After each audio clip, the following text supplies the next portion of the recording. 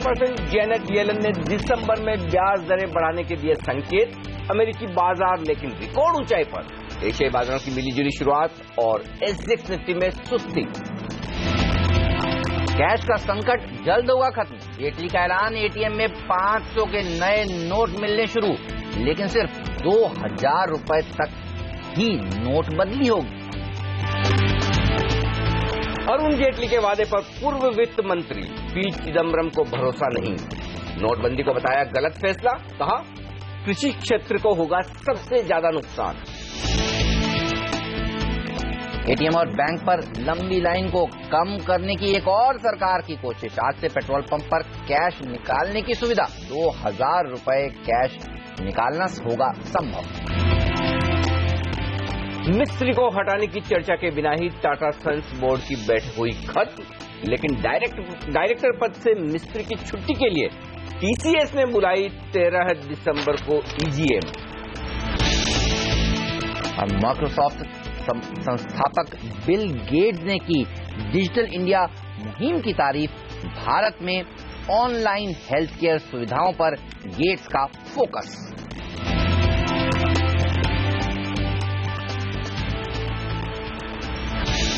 America में ब्याज दरें बढ़ने के संकेतों के बीच दुनिया भर के बाजारों में मिला जुला कारोबार। भारतीय बाजार मजबूती की कोशिश करते हुए दिख रहे हैं, लेकिन कामयाब नहीं हो पा रहे हैं। अब सामने है 8000 का लेवल। हफ्ते का आखिरी दिन होल्ड कर पाएंगे या टूटेंगे, यह है बड़ा सवाल। इसका लेंगे जवाब। नमस्कार, मार्केट काउंटडाउन में आप सबका स्वागत है। मैं हूं अनिल सिंह। नमस्कार, और मैं हूं हेमंत घई, और हमारे साथ जुड़ रहे हैं हमारे दो खास मेहमान, PowerMyWealth.com के फाउंडर और सीईओ संदीप वागले साहब, और अल्टामाउंट कैपिटल के प्रकाश दीवान भी कुछ ही देर में हमारे साथ स्टूडियोज में जुड़ेंगे। लेकिन आप देखिए ग्लोबल संकेत किस तरह से दिख रहे हैं। एसजीएक्स निफ्टी सुस्त है। कुछ देर पहले 20 अंक की गिरावट यहां पर देखने को मिल रही थी। यूएस में अच्छी तेजी बनी है। जेनेट येलन ने स्पीच में साफ कह दिया है कि ब्याज दरें तो बढ़ेंगी। एक काम करते हैं, जेनेट येलन को पहले सुन लेते हैं और उसके बाद आपको बताते हैं उसका असर दुनिया भर के बाजारों पर किस तरह का देखने को मिला। Were the FOMC to delay increases in the federal funds rate for too long, it could end up having to tighten policy relatively abruptly to keep the economy from significantly overshooting both of the committee's longer-run policy goals. Moreover, holding the federal funds rate at its current level for too long could also encourage excessive risk-taking and ultimately undermine financial stability. तो कह रही हैं कि dangerous होगा अगर अब ब्याज दरें नहीं बढ़ाई जाएं, क्योंकि इकोनॉमी जो है यूएस की ओवर हीट हो गई है। यूएस के मार्केट्स को तो अच्छा लग रहा है। डॉलर इंडेक्स देखिए 100 के पार 101 के आसपास चला गया है, और वहां के बाजार देखिए लगातार रिकॉर्ड हाइस के पास पहुंच रहे हैं। लेकिन इमर्जिंग मार्केट्स के लिए खराब खबर माने। एक्चुअली अमेरिका स्वीट स्पॉट में है, और स्वीट स्पॉट का मतलब ये होता है हेमंत कि तमाम एसेट क्लासेस अच्छा प्रदर्शन करें। देखिए डॉलर इंडेक्स बढ़ रहा है, करेंसी मजबूत हो रही है वहां की, बॉन्ड यील्ड्स बढ़ रहे हैं, जिन लोगों ने बॉन्ड में पैसा लगाया उनका पैसा बन रहा है। इन सबके साथ साथ इक्विटी भी नहीं गिर रहा। जनरली ये होता है कि अगर डॉलर मजबूत हो, बॉन्ड यील्ड्स बढ़े, तो इक्विटी कमजोर होनी चाहिए और कमोडिटीज कमजोर होनी चाहिए। कमोडिटीज स्टेबल है, इक्विटी मजबूत हो रही है। तो ये स्वीट स्पॉट वाली जो सिचुएशन है वो कभी भी किसी भी बाजार में बहुत लंबे समय तक तो चलती नहीं, और हमारे लिए साबर है ये बात। तो अब होगा क्या, ये देखना इंटरेस्टिंग होगा। अब दो चीजें हो सकती है, या तो इक्विटी कमजोर होना शुरू हो, या फिर डॉलर इंडेक्स नीचे आना शुरू हो, बॉन्ड यील्ड्स नीचे आना शुरू हो। अमेरिका में क्या होगा हमारे लिए अंदाजा लगाना मुश्किल काम है, लेकिन जो कुछ अमेरिका में हो रहा है इसमें कोई डाउट नहीं कि वो इमर्जिंग मार्केट्स के लिए हमारे लिए नेगेटिव। लेकिन एक बात यहां पर मैं कहना चाहूंगा, जब आप 8000 के लेवल के आसपास हैं और जो संकेत अब तक मिले हैं ट्रंप साहब के जीतने के बाद और कल की जेनेट येलन की स्पीच के बाद, एक बात मानकर चलें कि अगर 1/4% ब्याज दरों में बढ़ोतरी होती है दिसंबर में, जो कि लगभग तय है, तो उसके बाद बाजार गिरेंगे नहीं, ये पचा चुके हैं। हाँ, जो दूसरा डर ग्लोबल मार्केट्स को कुछ हद तक है वो ये कि क्या पता ट्रंप साहब के आने के बाद 1/4% से ज्यादा भी ब्याज दरें बढ़ जाए। वैसा होगा तो वो बड़ा तगड़ा झटका होगा। मुझे लगता है 1/4% ब्याज दरों को हम जब तक पहुंचेंगे तब तक पचा लेंगे, और वो लगभग प्राइस में आती हुई दिख रही है। हाँ, इवेंट पर थोड़ा सा एक रिएक्शन भले आ जाए वो अलग बात है, लेकिन अब ये गिवन है कि इस साल ब्याज दरें बढ़नी ही है। बिल्कुल, तो ब्याज दरें तो बढ़नी है।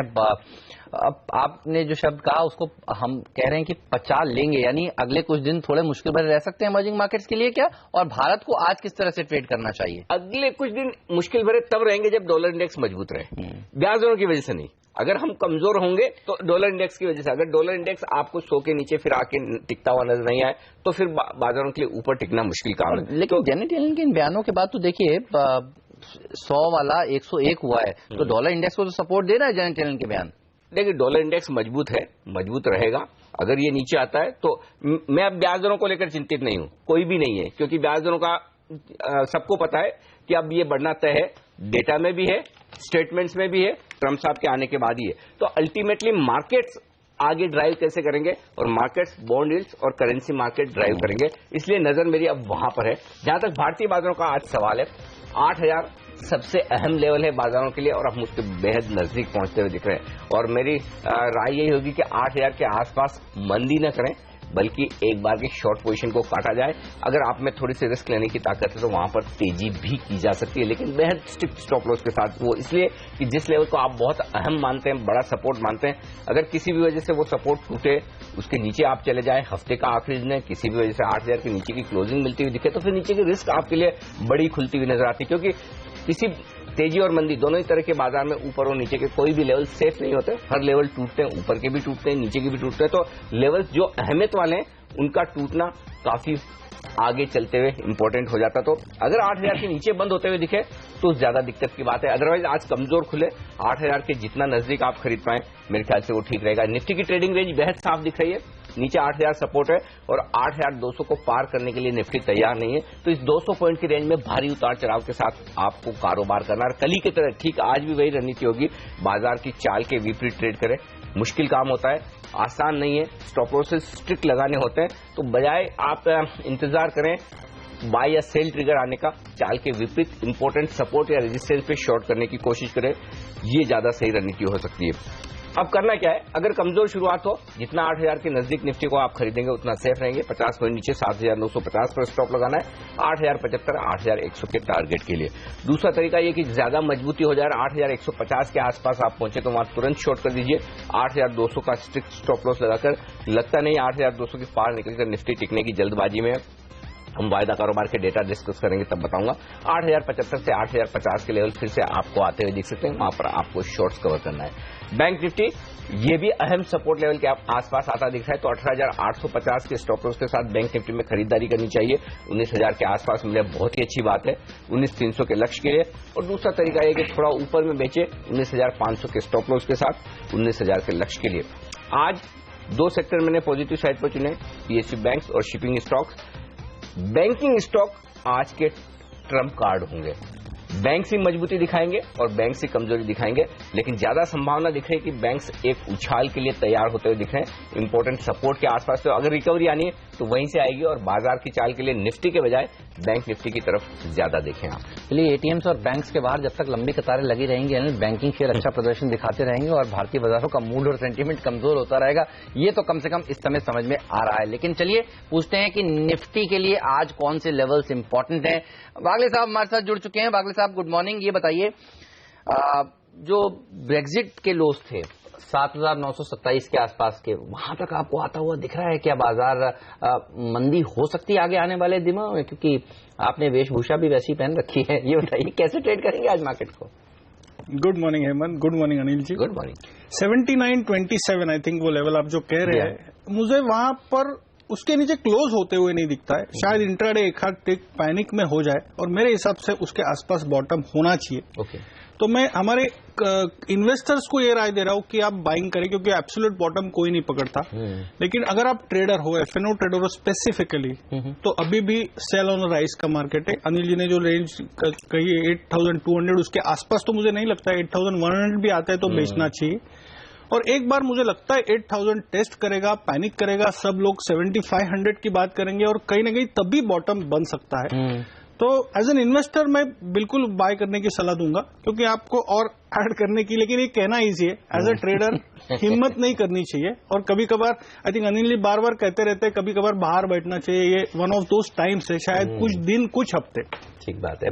पिछले 4 दिनों से जिस तरह से सेकेंड हाफ में भारतीय बाजार कमजोर हुए हैं, 200 दिन के डीएमए के नीचे जाकर क्लोजिंग दे रहे लगे हैं, थोड़ी घबराहट जरूर लोगों को होने लगी है। ये बताइए एफआईआई का डेटा ये सुधर नहीं रहा, लेकिन अगर इसके भीतर जाकर अच्छी चीज ढूंढने लगे तो ये है कि 3 दिन पहले 2000 करोड़ की बिकवाली हुई थी, फिर 1000 समथिंग करोड़ की, और अब देखिए 1000 करोड़ से कम की सेलिंग हुई है, लेकिन हो तो सेलिंग ही रही है। आप कैसे रीड कर रहे हैं इस डेटा? बिल्कुल, ये बात तो पॉजिटिव है कि बिकवाली का दबाव थोड़ा कम हुआ है, लेकिन नेगेटिव भी साथ है ही बिकवाली हो रही है। इसके साथ 2 पॉजिटिव और बताना चाहता हूं हेमंत, और वो पहला पॉजिटिव तो ये कि लगातार 2 दिनों से घरेलू फंड एफआईएस की बिकवाली के मुकाबले में ज्यादा खरीद रहे हैं। कल भी आप देखिए 1150 करोड़ के आसपास की खरीदारी घरेलू फंड ने की है, जबकि एफआईएस की बिकवाली 1000 करोड़ से कम की हुई। तो थोड़ा सा उनका बिकवाली का आंकड़ा कैश मार्केट में ज्यादा है, कल भी ज्यादा था, परसों भी ज्यादा था। दूसरा, लगातार दूसरा ट्रेडिंग सेशन था कल का, जब वायदा कारोबार में एफआईएस ने खरीदारी की है, बिकवाली नहीं की। और अच्छी बात एक और कल के डेटा में, डेटा छोटे हैं, देखिए 345 करोड़ के ही एफआईएस ने इंडेक्स फ्यूचर्स खरीदे और 200 करोड़ के ही स्टॉक फ्यूचर्स खरीदे, जबकि परसों तो 1000 करोड़ से ज्यादा के स्टॉक फ्यूचर्स खरीदे थे। लेकिन कल के सेशन में जो अच्छी बात हुई वो बताऊं, डेटा छोटे होने के बावजूद क्वालिटी में अच्छे हैं। कैसे? दोनों जगह ओपन इंटरेस्ट बढ़कर आया है। इसका मतलब फ्रेश तेजी की पोजीशन थोड़ी सी वायदा कारोबार में बनती हुई दिखी है।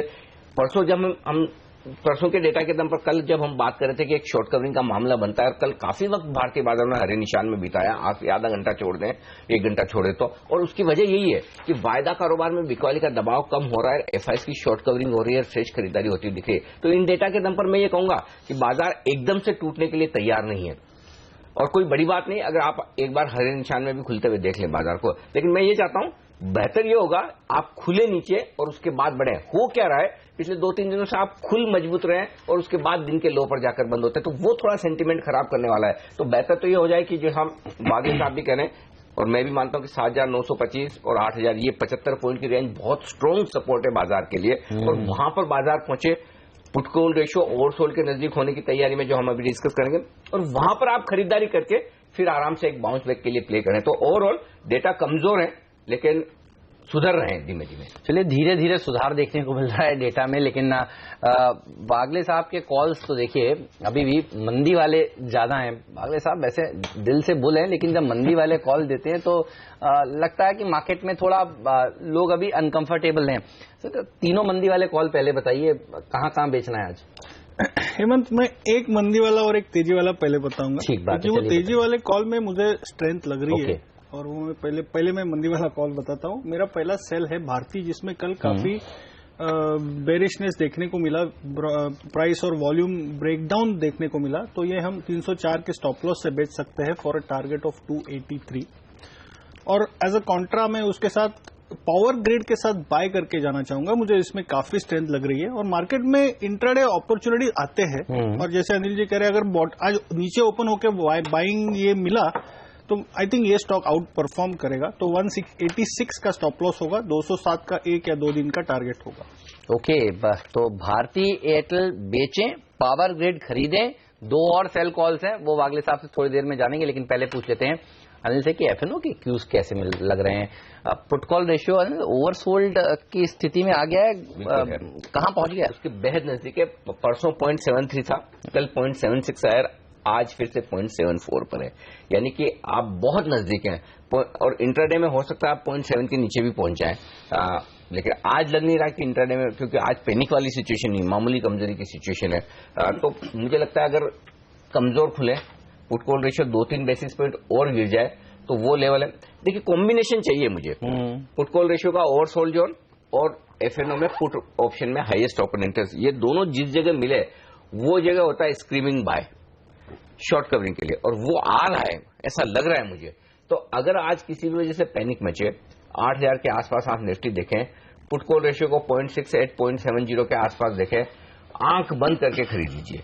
वो आंख बंद करके खरीदने वाला लेवल आ रहा है, लेकिन इसका मतलब ये नहीं कि आज बॉटम बन जाएगा या यहां से बाजार और नीचे नहीं जा सकता, लेकिन वहां से एक बेहतरीन बाउंस बैक के लिए बाजार तैयार होगा, जो निफ्टी पर 100-150 से 200 पॉइंट तक का बाउंस बैक आराम से आपको मिल सकता है दिन के दौरान, या फिर मंडे ट्यूसडे तक मिल सकता है। तो 8000 और 0.7 के नीचे का पुट कॉल रेशियो, ये शॉर्ट करने का लेवल नहीं है, शॉर्ट कवरिंग का लेवल है, और अगर आप में रिस्क लेने की ताकत है तो खरीदने का लेवल भी है। तो पहला संकेत तो ये आ रहा है। दूसरा ये कि कल के सेशन में बैंक निफ्टी और निफ्टी में कोई शॉर्ट्स बने नहीं है ज्यादा, थोड़ी बहुत पोजीशंस हल्की होती दिखी है, शॉर्ट कवरिंग के लिहाज से भी, तेजी की पोजीशन भी, तो ओपन इंटरेस्ट में ज्यादा इजाफा है नहीं।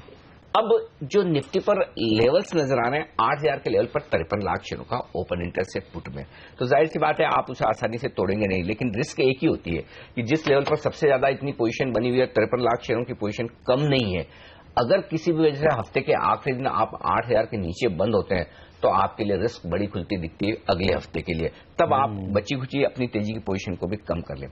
फ्रेश तेजी के मूड में कब आना है? ये जो सेल ऑन राइज वाला मार्केट है वो कब बदलेगा? वो बदलेगा जब आप 8200 के ऊपर क्लोज होंगे। और वो क्यों? क्योंकि कल को मिलाकर कल हाईएस्ट ओपन इंटरेस्ट अगर कॉल्स में किसी एक स्ट्राइक प्राइस पर थे तो वो है 8100 में 11 लाख का, वो छोड़ दीजिए, 8000 पर 8200 पर 8 लाख शेयरों का है, और 3 दिन में देखिए कितना बढ़ा है, 40 लाख शेयर 8200 पर जुड़े हैं, यानी कि इतनी दमदार शॉर्ट्स बनी है 8200 पर। तो जब तक 8200 पार नहीं होगा तब तक बड़ा मुश्किल वाला मामला है। और उससे पहले आज तो 8100 भी बड़ा टेस्ट वाला है, 11 लाख शेयर कल वहां भी जुड़े, तो शॉर्ट्स काफी बने कॉल्स में कल के सेशन में।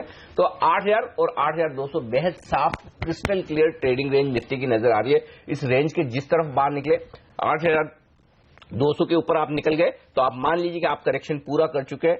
ठीक उसी तरह से जैसा ट्रंप साहब के दिन हुआ था, 8002 का लो बना था, फिर 8600 तक पहुंचे थे, और 8000 के नीचे फिसले तो फिर जो वागले साहब कह रहे हैं वो नए नए लेवल्स 7500 और 7200 और ये सारे चार्ट्स पर और लोगों के अंदाजे आने लगेंगे, वो होने की रिस्क खुल जाती है। तो इस रेंज पर नजर रखिए। बिल्कुल। चलिए, तो ट्रंप जिस दिन जीते थे उस दिन जो पैनिक में हमने लो बनाया था 8002 8004 के आसपास, वो ना टूटे। एनएल बुल्स तो कम से कम यही प्रार्थना कर रहे हैं, और अगर वो टूट जाते हैं तो दिक्कत की बात। उसके बाद सबकी नजर होगी ब्रेग्जिट पे जो हमने लो बनाए थे। ये 2 लोज हैं जिस पर सबकी नजर है, और वो लोज लिख लीजिए कहीं पे 7927 के हैं। तो ये 2 लोज बहुत इंपॉर्टेंट हैं इस समय। बेयर्स के जब तक पैसे नहीं लगेंगे ना वो मंदी करना छोड़ेंगे नहीं। पैसा आज लगेगा अगर 8100 के ऊपर टिके तो। 11 लाख शेयर कल शॉर्ट हुए कॉल्स में, तो 8100 तो पहली बाधा है जिसे बुल्स को पार करनी है। वो भी यहाँ से कितना दूर है? 8100 भी यहाँ से दूर है, दूर है। मतलब 8080 पर हम बंद हुए हैं, 20-21 पॉइंट ऊपर खुल के टिकना भी मतलब आजकल में चैलेंज हो जाता है एक्चुअली, और सेकंड हाफ बहुत इंपॉर्टेंट होता है। चलिए, फिलहाल वीकेंड है, लेकिन हमारे बाकी के एक्सपर्ट्स क्या कह रहे हैं, किस तरह से निफ्टी को आपको ट्रेड करना चाहिए।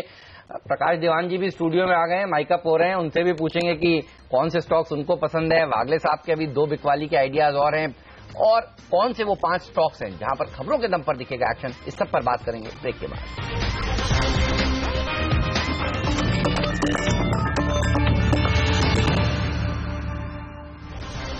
मार्केट काउंटडाउन में आप सभी का स्वागत है। वक्त हो गया ये जानने का कि आज हमारे टेक्निकल एक्सपर्ट्स निफ्टी को किस तरह से ट्रेड करने की राय दे रहे हैं, और राय आपकी स्क्रीन पर आती हुई पहले एक्सपर्ट विवेक गुप्ता कह रहे हैं खरीदारी करनी चाहिए, और टारगेट दे रहे हैं 8200 तक का। ओके, और राय यहाँ पर पुनीत किंद्रा की 8000 के स्टॉप लॉस के साथ खरीदारी की, 8150 8200 का उनका लक्ष्य है। तीसरे एक्सपर्ट की राय आपकी स्क्रीन पर वैशाली पारेख प्रभुदास लियागर की, यानी बेचकर चलिए, टारगेट दे रही हैं 8025 का, 8150 का स्टॉप लॉस भी रखना चाहिए। सुमित बगड़िया भी बेचने की राय दे रहे हैं 8100 के आसपास निफ्टी को, 8150 पर स्टॉप लॉस, 8020 8000 के लक्ष्य के लिए। और एक और एक्सपर्ट हैं भारतीय बाजारों पर बुलिश इस समय, यार समित चौहान एंजल ब्रोकिंग के कह रहे हैं कि 8320 तक जा सकता है। वाह, 8000 का स्टॉप लॉस भी रखिए। रेंज है क्रिस्टल क्लियर और राय बटी भी। कुल मिलाकर 8000 8025 वो रेंज है जहां पर बाजार सपोर्ट लेगा। ऊपरी स्तर पर 8150 8200 होगा बड़ा भारी रेजिस्टेंस का जोन। चलिए, ये तो बात हुई निफ्टी की, लेकिन आज कौन से वो 5 स्टॉक्स हैं जो खबरों के दम पर एक्शन में रहने वाले हैं, आइए देखते हैं 5 का पंच। दमदार नतीजे पेट्रोनेट एलएनजी के कल बाजार बंद होने के बाद मुनाफे में 82% की बढ़त। आय जरूर 12% कम हुई, लेकिन ऑपरेटिंग प्रॉफिट 55% बढ़ा। मार्जिन देखिए 5% बढ़े, 6 से 11%। एस्टर पॉली के नंबर्स भी अच्छा है, 41% मुनाफा बढ़ा है, अच्छी तेजी यहां पर देखने को मिल सकती है। एबिटा मार्जिन भी 13% के आसपास के इन्होंने मेंटेन किए हैं, तो स्टॉक पर भी रखिएगा नजर। कुछ इंफ्रा और कंस्ट्रक्शन कंपनियों के लिए अच्छी खबरें। प्रतिभा इंडस्ट्रीज को नेपाल में मिला है ऑर्डर 98 करोड़ का। IL&FS इंजीनियरिंग मध्य प्रदेश में एक रोड प्रोजेक्ट के लिए सबसे कम बोली वाले दावेदार के तौर पर आया है, और साथ ही पुंज लॉयड को उत्तराखंड में 30 मेगावाट के सोलर प्रोजेक्ट के लिए एक कॉन्ट्रैक्ट मिला है। और नजर रखिए डेल्टा कॉप पर भी 8% की तेजी कल के सत्र में देखने को मिलती, क्योंकि राकेश झुनझुनवाला ने यहां पर करीब 12.5 लाख शेयर 106 रुपए 50 पैसे के भाव पर खरीदे। पहले भी उनकी हिस्सेदारी है इस कंपनी में, और पिछले महीने जब नतीजे आए थे तब हमने देखा था एक 52 हफ्ते का उच्चतम स्तर 195 का इसने लगाया था। उसके बाद करेक्शन के बाद अब देखिए यहां पर वैल्यू इन्वेस्टर्स इसमें शेयर और खरीदते हुए। भारत फौज नॉर्थ अमेरिका में एक ऑटोमोटिव कंपनी को अक्वायर करने पर, अधिग्रहण करने पर विचार चल रहा है, और आज इसके अंदर दरअसल बोर्ड बैठक होने वाली है, तो बोर्ड बैठक में यह आउटकम निकल कर आ सकता है। लेंगे एक छोटा सा ब्रेक, कहीं मत जाइए, बने रहिए CNBC आवाज के साथ।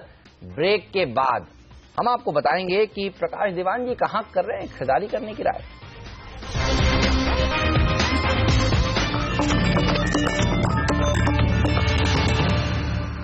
हमारे एक्सपर्ट्स हमारे साथ हैं संदीप वागले साहब और प्रकाश दीवान साहब। और इससे पहले हम आगे बढ़े, वागले साहब की 2 और पिक्स है, ले ली जाए यहीं पर। बताएं सर, क्या शॉर्ट करना चाहते हैं?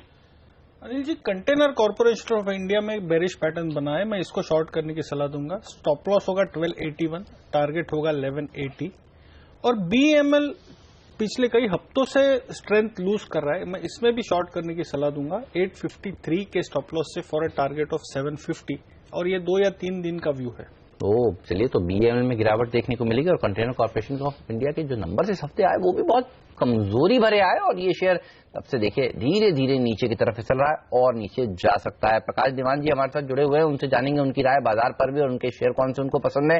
ब्रेक के बाद ये भी आपको बताएंगे कि ब्रोकरेज हाउसेज कौन से स्टॉक्स पर बुलिश या बेयरिश हैं।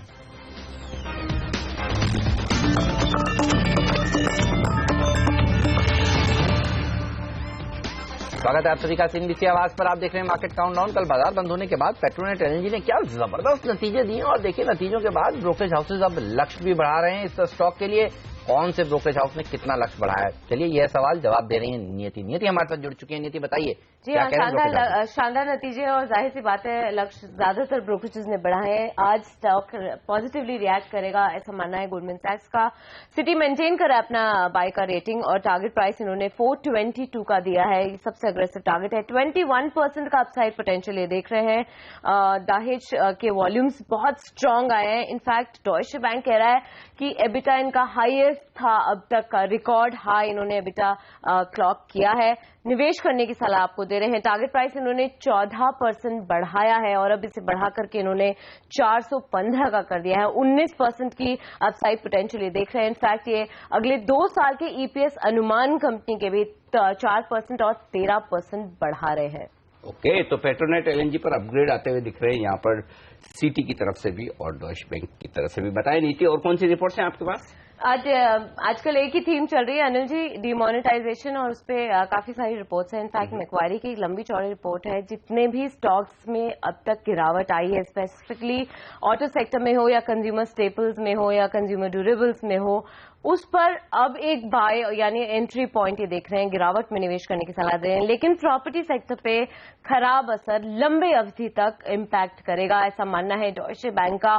DLF में अपनी रेटिंग्स और टारगेट्स इन्होंने घटाए हैं, होल्ड फिलहाल करने की सलाह दे रहे हैं। EPS अनुमान अगले 3 साल के लिए इन्होंने घटा दिए हैं 8 से 14%। अपने टारगेट प्राइस 13% घटा करके इन्होंने 130 का किया है। हालांकि अभी भी 16% की अपसाइड का देख रहा है, मगर ये 12 महीने का लक्ष्य है। मगर 3 साल का EPS अनुमान घटाया है डॉयचे बैंक ने 8 से 14%। हीरो मोटो में निवेश करने की सलाह दे रहा है मैक्वारी। लिक्विडिटी इंप्रूव होगी जैसे जैसे डिमांड रिकवर करेगी। 12 महीने का इनका लक्ष्य 3500 का है, जो कि 22% अपसाइड का है। मारुति मेंटेन कर रहे हैं आउट परफॉर्म की रेटिंग, टारगेट प्राइस 6700 पे मेंटेन कर रहे हैं। 36% का अपसाइड ये देख रहे हैं। किसी भी तरह की और गिरावट आती है, ये बेहतरीन मौका होगा, आपको निवेश करना चाहिए। इनफैक्ट यही तर्क ये गोदरेज कंज्यूमर में दे रहे हैं, मेंटेन कर रहे हैं अपने आउट परफॉर्म की रेटिंग। 1762 का इनका लक्ष्य है, जो कि 26% अपसाइड का देख रहा है। हाँ, इनका मानना है कि हेयर कलर बिजनेस में एक स्लो डाउन आ सकता है और सोप्स पर इम्पैक्ट सबसे कम होगा, मगर मेजॉरिटी ऑफ पोर्टफोलियो में ज्यादातर इम्पैक्ट लंबी अवधि के लिए नहीं होगा, शॉर्ट टर्म पेन है। मैक्वारी मैरिको पे भी निवेश करने की सलाह दे रहा है। टारगेट प्राइस इन्होंने 603 का दिया है, जो कि 23% की अपसाइड है। ऑलराइट, चलिए, तो ये तमाम ऐसे स्टॉक्स हैं जिस पर हम विस्तार से बात करेंगे अपने एक्सपर्ट से। शुक्रिया नियति आपका इस जानकारी के लिए। लेकिन बात करते हैं प्रकाश दीवान जी से, उनसे पूछते हैं कि वो इस समय बाजार में क्या रणनीति बना रहे हैं। सर गुड मॉर्निंग, बताइए क्या पोर्टफोलियो बनाने का इससे बेटर मौका नहीं मिलेगा आगे? एक बहुत ही बेहतरीन मौका है और काफी समय बाद मिला है। आशा ही कर रहा हूं कि लोग इसको वापस चूक ना जाएं। तो मैंने पहले भी 2 दिन पहले कहा कि जब सेल शुरू होती है तो पहले दिन लोगों को नहीं अच्छा लगता, जब लोग लेके आना शुरू होते हैं और दिखाते हैं अच्छी चीजें ले, तब लोग जाते हैं, तब तक खत्म हो जाती है सेल। तो ये वैसा हाल होगा कि आपने ले ली और फिर जब आप 15 दिन बाद बोलेंगे कि मैंने फला चीज इस भाव पे ली, तो मायूसी लोगों में आएगी और फिर तब ढूंढेंगे और फिर वही हाई बीटा चीजों में घुस जाएंगे। तो ये जो साइकिल है तो चलता रहेगा, बट हम दर्शक मित्रों से यही निवेदन है कि जो फंडामेंटली स्ट्रांग और पॉजिटिवली इंक्लाइंड कंपनीज हैं, बिजनेसेस हैं, वहां ध्यान दीजिए। और ये जो डीमोनेटाइजेशन का जो माहौल चला है, इसमें ये देखिए हर एक के लिए पहली बार हुआ है, अनचार्टेड टेरिटरी जिसको कहते हैं। तो किसी को अनुमान तो है नहीं कि कैसा होगा, अटकलें हैं सिर्फ। तो आज मैं बोलूं तुक्का लगाऊं कि इससे इसका खराब होगा, इससे होगा, तो ये इससे कुछ होना नहीं है। और ये भी लोग कह रहे हैं जब तुक्का लगा रहे हैं कि ये सिर्फ 2-3 महीने की या 6 महीने की बात है, नेक्स्ट दिसंबर तक की। तो अगर ये शॉर्ट टर्म पेन है, जो हर एक जगह ये वर्ड यूज कर रहा है कि ये शॉर्ट टर्म डिसरप्शन है, शॉर्ट टर्म पेन है, लॉन्ग टर्म में तो सब अच्छा है, तो हम निवेश तो लॉन्ग टर्म के लिए करते हैं। तो या तो आप बैठे रहिए कि ये शॉर्ट टर्म पूरा हो जाए उसके बाद करें, थोड़ा महंगा ले लेंगे और तो क्या होगा। बट अगर लॉन्ग टर्म में मालूम है दिशा सही है, इससे अगर आपको ये कन्विक्शन है कि कोई चीज मैं लेता हूं, आज एशियन पेंट्स का मैं उदाहरण देना चाहूंगा, 1400 से वो 900 और समथिंग आ गया, 25% गिरावट इतनी बड़ी ब्लू चिप कंपनी में भी। कल प्रमोटर्स ने बल्क डील में 1 करोड़ 75 लाख या 78 लाख शेयर दिए। अब प्रमोटर से अच्छा बिजनेस तो कोई और समझ नहीं सकता। अगर प्रमोटर खुद का ही पैसा लगाने रेडी है और फिर बोल रहे हैं कि इस भाव पे ठीक है, अभी भी बिजनेस सही लग रहा है, तो मुझे नहीं लगता कि हम कोई उसमें ज्यादा ऐड कर सकते वैल्यू की भाई नहीं ये खराब है। प्रमोटर को नहीं समझ आ रहा, लेकिन हमको समझ आ रहा है। सो द पॉइंट इज ये जो एक्साइटमेंट और फियर के जो साइकोसिस होता है, उसमें जो एक्सट्रीम लेवल्स जब आ जाते हैं, उसका फायदा उठाना ही डिसिप्लिन इन्वेस्टर का काम है। तो आई थिंक वैल्यू है अच्छा खासा मार्केट। जैसे कितनी इंफ्रास्ट्रक्चर कंपनीज हैं जिसको कोई कच्चे पैसे का या कैश इकोनॉमी से लेना देना ही नहीं है। अब मुझे समझाइए, एनसीसी जैसा कंपनी जो माइनिंग में भी कर रहा है, रोड्स भी बना रहा है, ब्रिजेस भी बना रहा है, why would they need to be worried about कि कैश इकोनॉमी कम हो गई। सो ये जो और अच्छा सरकारी ऑर्डर आते हैं, प्राइवेट बड़ी कंपनियों के ऑर्डर आते हैं, तो ये सब चीजें करनी, उल्टा ऑर्गेनाइज सेक्टर को बहुत फायदा होगा। एक लॉन्ग टर्म ट्रेंड जो ये है कि जो अनऑर्गेनाइज सेक्टर को आर्बिट्राज मिलता था, टैक्स नहीं भरते थे तो प्राइस एडवांटेज मिलता था, कम दाम पे लोग एग्जीक्यूट करके निकल जाते थे, वो सब आप देखेंगे कि अब वो ऑर्गेनाइज और ज्यादातर लिस्टेड प्लेयर सारे ऑर्गेनाइज सेगमेंट में। सो आई एम क्वाइट पॉजिटिव। ये शॉर्ट टर्म पेन कितना शॉर्ट टर्म है ये भी कहना मुश्किल है। तो मेरे हिसाब से लोगों को ये एक्सपेक्टेशन में ये रहेगा कि अभी समय है और वो समय निकल जाएगा। तो अच्छा समय है, धीमे धीमे अच्छे शेयरों में खरीदारी करने का मूड बनाए, पोर्टफोलियो बनाए, ब्लू चिप शेयर खरीदें, अच्छी कंपनियां खरीदें। ये राय प्रकाश दीवान की। राय देने के लिए हमारे साथ 2 और एक्सपर्ट जुड़ चुके हैं, मयूरेश जोशी एंजल ब्रोकिंग के, और साथ ही आरके ग्लोबल के वाइस प्रेसिडेंट राकेश बेंसल नई दिल्ली से। राकेश बताइए पहले तो अपनी राय निफ्टी और बैंक निफ्टी पर, क्या खरीदारी करेंगे या बिकवाली? गुड मॉर्निंग अनिल जी। अनिल जी, डेफिनेटली जैसे अभी प्रकाश जी ने बोला कि लंबी अवधि का नजरिया है तो पैनिक में खरीदना चाहिए, बिल्कुल एग्री करता हूं, बट मुझे टेक्निकली ऐसा लगता है ये पैनिक थोड़ा सा और कंटिन्यू करेगा। बैंक निफ्टी में तो बिकवाली नहीं करूंगा। बैंक निफ्टी में स्ट्रक्चर न्यूट्रल है, इनफैक्ट थोड़ा पॉजिटिव बायस के साथ ट्रेड कर रहा है। बट निफ्टी में देखें तो स्ट्रक्चर क्लियरली नेगेटिव है। 8200 ऊपर में एक मेजर रेजिस्टेंस निकल के सामने आया है। जब तक 8200 के नीचे है मार्केट में बिकवाली करके चलना चाहिए। और टेक्निकली अनिल जी मुझे लगता है कि जो 8000 का जो सो कॉल्ड साइकोलॉजिकल सपोर्ट है, निफ्टी मोस्ट प्रोबेबली इसको आज नहीं तो अगले सप्ताह सोमवार को मंगलवार को डेफिनेटली डिसाइसिवली तोड़ के इसके नीचे ट्रेड करेगा। तो निफ्टी में बिकवाली करके चलना चाहिए। और निफ्टी के अंदर मुझे लगता है कि जो मेजर कंट्रीब्यूशन आएगा अनिल जी वो आईटी स्टॉक से आएगा, जहां पर एक मेजर क्रैक की कगार पे खड़े हैं। आईटी के हैवी वेट्स इंफोसिस और विप्रो एक मेजर नेकलाइन को तोड़ने की कगार पे खड़े हैं। अगर ये नेकलाइन टूटती है, जिसकी संभावना काफी ज्यादा है, तो बहुत बड़ा डिक्लाइन एक आईटी स्टॉक्स में देखने को मिलेगा और निफ्टी में बिकवाली करके चलना चाहिए। तो आईटी स्टॉक्स पर तो राकेश काफी दिनों से बेरिश हैं, यहां पर दबाव और गहरा सकता है। लेकिन प्रकाश ने जो है इन्वेस्टमेंट के अंदर टोन सेट कर दिए देखिए शो की। मैं आपसे राय लेना चाहता हूं मारुति के ऊपर। मैक्वायरी की रिपोर्ट है जो कह रही है देखिए 80% कस्टमर्स फाइनेंस पर गाड़ियां खरीदते हैं, वहां तो कैश की जरूरत है नहीं। मारुति क्या खरीदेंगे इस स्तरों पर, या आपको लगता है महंगा हो चुका है? क्योंकि कुछ दिनों पहले आप कह रहे थे कि ये बहुत महंगा हो चुका है, उसके बाद करेक्ट भी हुआ इस खबर में, सिर्फ 1000 रुपए नीचे आया। खरीदना चाहिए या नहीं? नहीं, बिल्कुल खरीदना चाहिए। 4849 का जो जोन है उसमें आप वैल्यूएशन के तौर पे देखिए, मारुति को आपने वो वैल्यू देना शुरू कर दिया है जो इसके सेल्स थे जनवरी के महीने में। जनवरी के महीने में जो सेल्स थे वो यहां से प्रीमियम कार में ऑलमोस्ट नील थे। तब ना सियाज ज्यादा बिकती थी, ना ब्रेजा लॉन्च हुई थी, ना बलेनो का सेल पिकअप हुआ था। तो अब सडनली जब प्रीमियम गाड़ियां बिक रही है और हम उसको बोलेंगे ये कैश में बिकती है, 12 लाख की गाड़ी कैश में कैसे बिक सकती है? ईएमआई जो है वो भी लोग बोलते हैं कैश में लोग देते हैं, बट बड़ी गाड़ी में तो ये होता नहीं है। So the point is, even अगर आप ईएमआई भी भर रहे हैं तो अकाउंटेड फॉर है। Cash was convenience, it is not about. वो कह रहे हैं 80% फाइनेंस होती है, 20% बैंक से जाती है, कैश का इसमें काम ही नहीं है। और ब्रेजा और जो दूसरी गाड़ी बलिनो उसके लिए 6 महीने तक की बुकिंग पड़ी हुई है, वेटिंग पड़ी हुई है। सो आई थिंक ये थोड़ा सा ओवर रिएक्शन हुआ है। एंड यस, मारुति एट 5900 में जब मैंने कमेंट किया था, it was price to perfection. Valuation थोड़ा स्ट्रेच था अहेड ऑफ टाइम्स में। जब आपको ख्याल हो तो 6500 के भी टारगेट आने शुरू हो गए थे। सो हमेशा ये रहता है। आज 49 पे 45 का भी टारगेट मैंने सुना किसी से 2 दिन पहले। सो ये हमेशा रहता है, जो ट्रेंड है उसके हिसाब से लोग चलेंगे। But it is a very good level to buy in. उसका गुजरात प्लांट शुरू होगा, ग्लोबल इश्यूज जो है वो सॉर्ट आउट हो जाएंगे, कैपेसिटी कंस्ट्रेंट्स खत्म हो जाएंगे, तो definitely it should be the first company to bounce back. Okay, तो मारुति है जो बाजार जब भी सुधरेगा, ये और एक ब्लू चिप है जहां पर आपको खरीदारी करनी है एशियन पेंट्स के बाद। तो ये अच्छी कंपनियां जो गिर रही हैं इस बाजार में, यहां पर बस एंट्री कहां करनी यही आपको डिसाइड करनी है, ये बात तो पक्की है। कुछ और स्टॉक्स एफएमसीजी वाले जो बड़े गिरे हैं और क्या वहां पर एंट्री करने का मौका है, ये जानेंगे हम मयूरेश जोशी से एक छोटे से ब्रेक के बाद।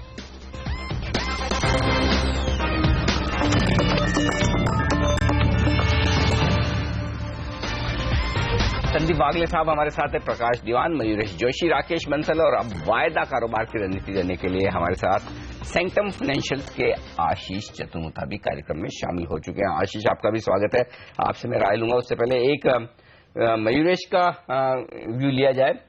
गोदरेज कंज्यूमर्स और मैरिको, ये 2 स्टॉक आज मैक्वायरी की तरफ से बाय रिपोर्ट्स आए हैं। ये स्पेस एफएमसीजी की बड़ी हिट हुई है।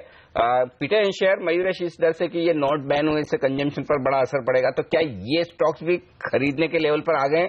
यदि हाँ, तो 1 या 2 स्टॉक कौन से आपको पसंद है?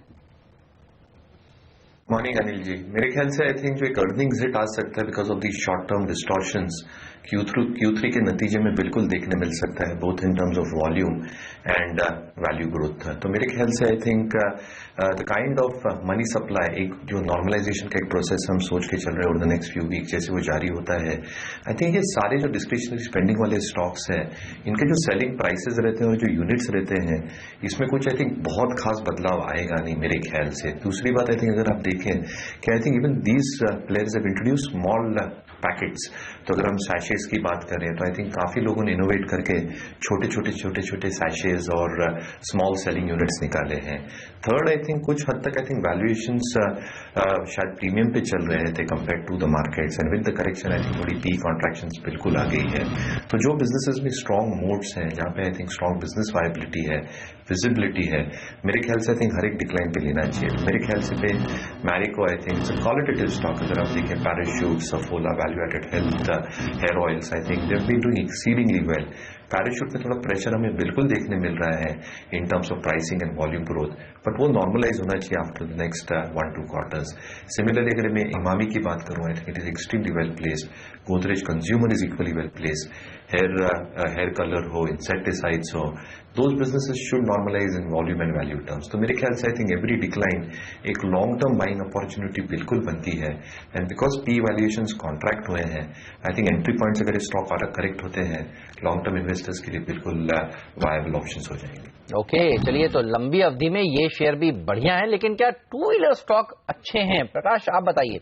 हीरो मोटोकॉर्प की बात कर लेते हैं। मारुति पे तो समझ में आता है कि सब लोग फाइनेंस पर गाड़ी उठाते हैं, लेकिन देखिए हीरो मोटोकॉर्प कि 50% जो गाड़ियां हैं, टू व्हीलर्स जो हैं, वो रूरल मार्केट में बिकती हैं और लोग डाउन पेमेंट के तौर पर कैश जरूर देते हैं, और इस समय दिक्कत देखने को वहां पर मिल रही है, आप हम जानते हैं। केवल 33 से 35% गाड़ियां जो हैं वो फाइनेंस होती हैं। तो क्या टू व्हीलर्स को अवॉइड करना चाहिए, फोर व्हीलर्स खरीदने चाहिए, ये एक रणनीति हो सकती है?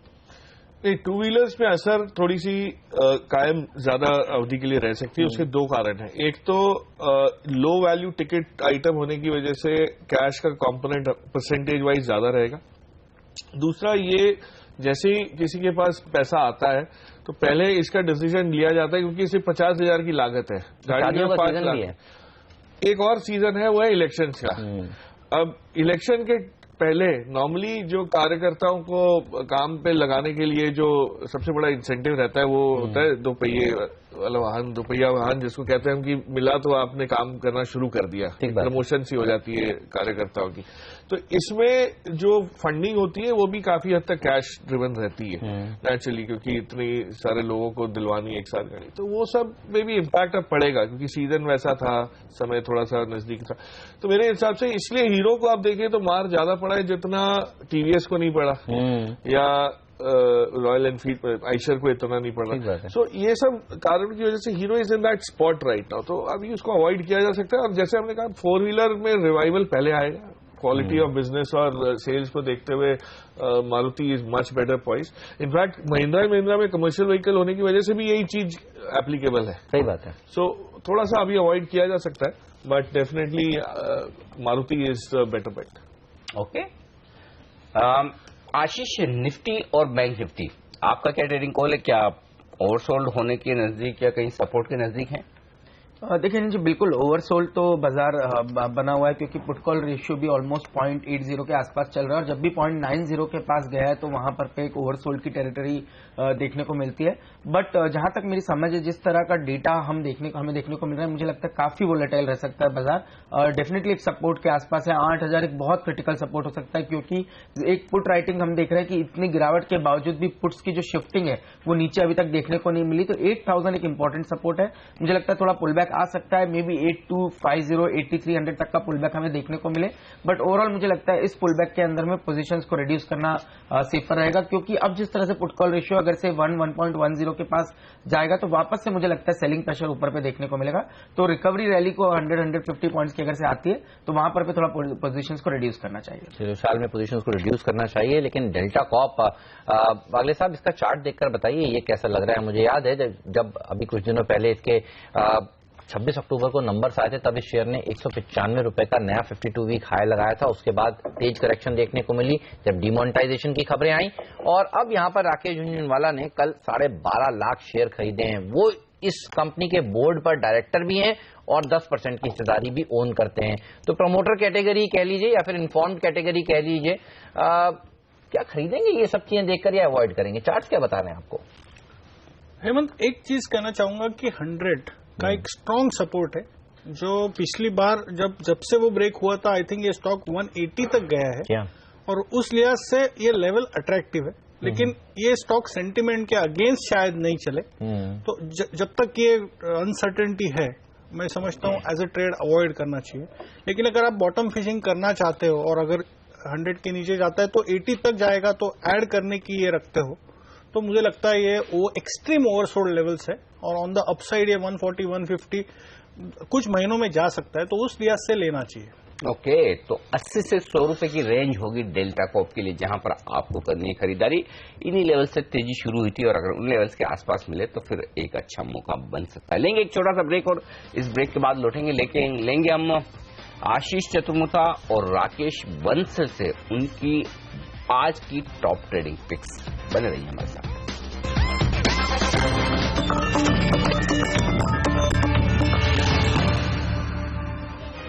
स्वागत है आप सभी का सीएनबीसी आवाज पर। आप देखिए एक अच्छी चीज हुई है पिछले 15-20 मिनटों में, एसजीएक्स निफ्टी हरे निशान में आ गया है और सुबह 7 बजे के आसपास ये 20 पॉइंट नीचे था।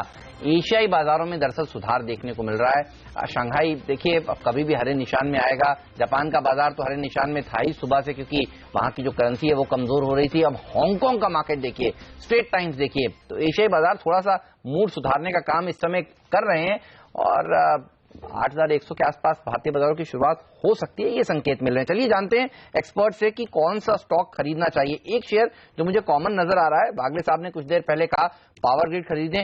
राकेश, आपको भी पसंद है ये स्टॉक? का कितनी तेजी हो सकती है? हेमंत जी, एकमात्र स्टॉक जो मुझे खरीदारी के लिए पसंद है वो पावर ग्रिड है, क्योंकि एकमात्र स्टॉक है जो लाइफ टाइम हाइस पे चल रहा है, काफी स्ट्रांग टेक्निकल स्ट्रक्चर है, 181 का एक स्टॉप लॉस है और मुझे लगता है 200 रुपए के आंकड़े को ऊपर में छूने का ये स्टॉक दमखम रखता है। कल हमने एक ही सेक्टर को चुना था खरीदारी करने के लिए, वो था पावर सेक्टर, और तमाम पावर सेक्टर्स कल देखिए किस तेजी से भागे। आज अब नए नए लेवल्स ऊपर की तरफ आने के संकेत आ रहे हैं। पेट्रोनेट एलएनजी, मैं इस स्टॉक पर आपसे राय लेना चाहता हूं। कल शानदार नतीजे आए हैं और सिटी ने 422 का टारगेट रखा है, डॉइश बैंक 415 का लक्ष्य लेकर चल रहे हैं। पेट्रोनेट एलएनजी क्या फंडामेंटली पसंद है आपको, खरीदेंगे? स्ट्रॉन्ग सेट्स ऑफ नंबर्स थे अनिल जी। अगर हम टोटल इनकम की बात करें 24% था, इबिटा मार्जिन 11% पे आई और कुछ हद तक आई थिंक जो दाभोल के जो ऑपरेशन शटडाउन हुए हैं गेल के, उसकी वजह से आई थिंक जो यूटिलाइजेशन लेवल्स थी दहेज की 145% पे रिकॉर्ड हाइस पे आई थी। अभी दो चीज देखना अनिल जी बहुत जरूरी है ये नतीजों के बाद। आई थिंक एक, दाभोल का यूनिट जब रीस्टार्ट होता है तब वॉल्यूम्स पे क्या इम्पैक्ट आता है, और दूसरा जो ट्रेडिंग मार्जिन होती है इनकी, जो मार्केटिंग मार्जिन होते हैं स्पॉट वॉल्यूम्स पे, उसका कितना फर्क पड़ा है ये नतीजों के रिजल्ट पे, और आगे जाते वक्त मैनेजमेंट की कमेंट्री। तीसरा आई थिंक जो इनकी कोची बैंगलोर की पाइपलाइन है हाईली अंडर यूटिलाइज्ड है, हैवी एलिमेंट ऑफ डिप्रिसिएशन और इंटरेस्ट ऑलरेडी बेयर कर रही है, and because it is under utilized I think जितने फिक्स कॉस्ट इनकर कर रहे हैं वहां पे रेवेन्यू नहीं निकल रही है। So that can be a big trigger, but that is at least 1.5-2 years away. तो कहीं ना कहीं आई थिंक नतीजे इंप्रेसिव थे, पॉजिटिव थे, स्टॉक सेंटिमेंटली जरूर पॉजिटिव खुलेगा, बट अगर मैनेजमेंट कमेंट्री दो एस्पेक्ट्स पे एक पॉजिटिव कमेंट्री देती है तो शायद स्टॉक और भी आगे चले, but I am expecting a positive opening for the stock. Okay, तो ये रहा पेट्रोनेट एलएनजी पर हाईएस्ट एवर एबिटा इस कंपनी ने क्लॉक किया है, तो ये स्टॉक तो देखिए आज दमदार तेजी दिखाने वाला है। और कौन से स्टॉक्स हैं जो हमारे एक्सपर्ट्स को पसंद है, ये हम जानेंगे ब्रेक के बाद, है ना? बिल्कुल, और देखेंगे ब्रेक के बाद किस तरह का एक्शन होता है। जो अंदाजा हम लगा रहे थे कि एसजीएक्स निफ्टी भले कमजोर दिख रहा हो, शायद मजबूत खुलने चाहिए, कम से कम अब एसजीएक्स निफ्टी उस डायरेक्शन में बढ़ता हुआ दिख रहा है, तो शुरुआत भारतीय बाजारों की मजबूत हो पाती है। ये देखना होगा, हम तो जाते थे नीचे खुले, फिर आपको अच्छे मौके मिले, लेकिन रुपए की शुरुआत देखना इंटरेस्टिंग होगा, क्योंकि डॉलर इंडेक्स 101 पर पहुंचा है और कल रुपए ने दिखाई थी 12 पैसे की मजबूती। 68 ये है सबसे अहमियत वाला लेवल रुपए के लिए, मनोवैज्ञानिक स्तर। होल्ड हो पाएगा या नहीं, ये इंटरेस्टिंग होगा। साथ ही स्टॉक 2020 का अपडेट और 9:15 से बाजार का शुरुआती एक्शन, भरपूर एक्शन, वॉल्यूम, ट्रेड्स, मूवमेंट्स कहां हो रहे हैं और कहां होंगे आपके लिए दिन भर के ट्रेडिंग के मौके। शुरुआती 20 मिनटों में बताएंगे। पहला सौदा में इस छोटे से ब्रेक के बाद।